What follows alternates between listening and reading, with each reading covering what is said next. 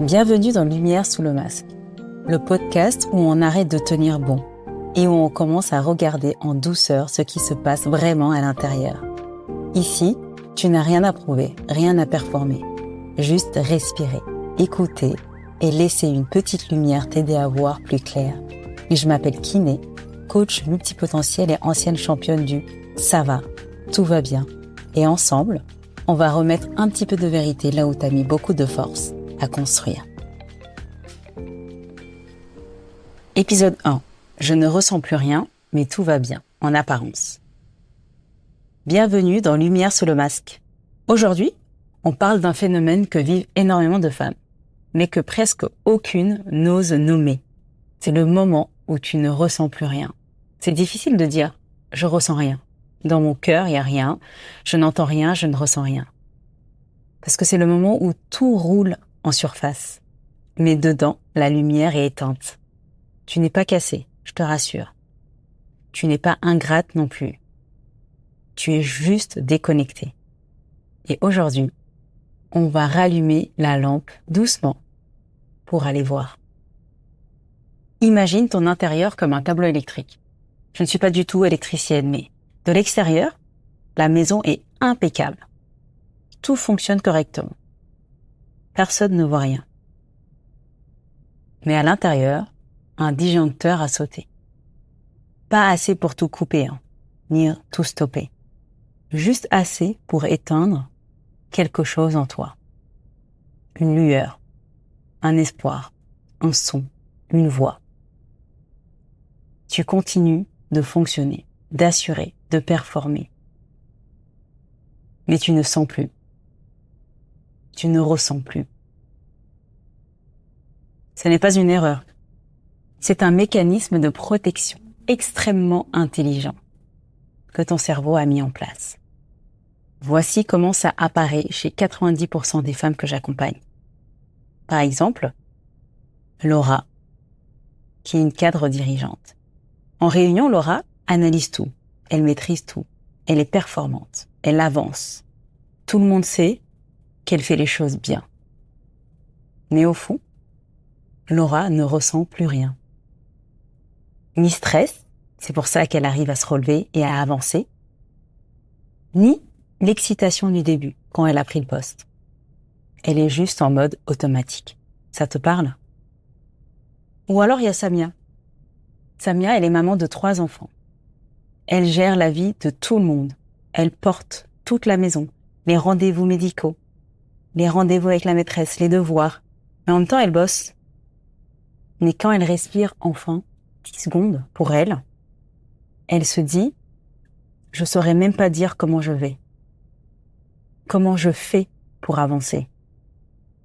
C'était mon cas. Héloïse, elle, par exemple, elle est entrepreneur. Elle réussit tout. Elle coche les cases. Elle est à son compte, c'est génial. Elle manage, on la félicite, elle a des super chiffres.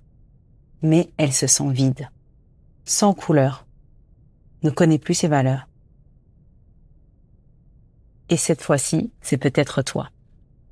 Non, peut-être toi.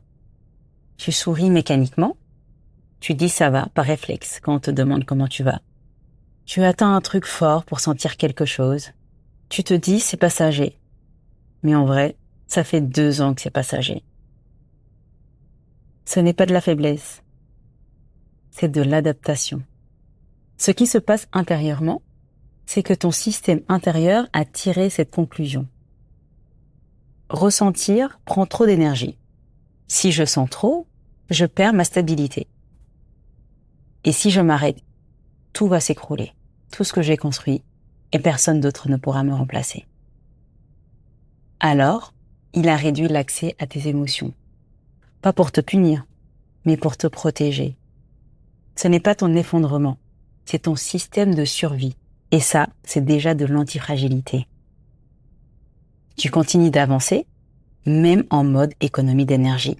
Mais maintenant, tu peux faire mieux que survivre. Tu peux vivre et décider de rallumer petit à petit la personne que tu es et de enfin te rencontrer.